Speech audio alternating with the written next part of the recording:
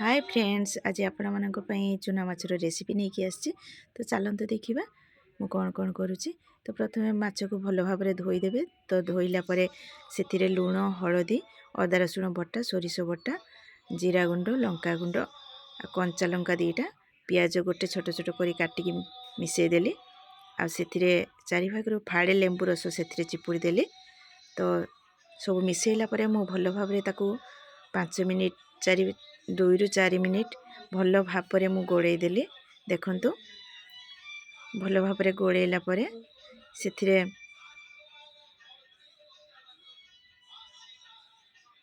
देखंतु मु भल भाव में गोड़े दूची। से अल्प पानी मिसई दवा, हल्का भाव में पानी टिके छिंची दवा। तापरे आमे 15 ରୁ 20 मिनिट लो फ्लेम रे बसई दवा।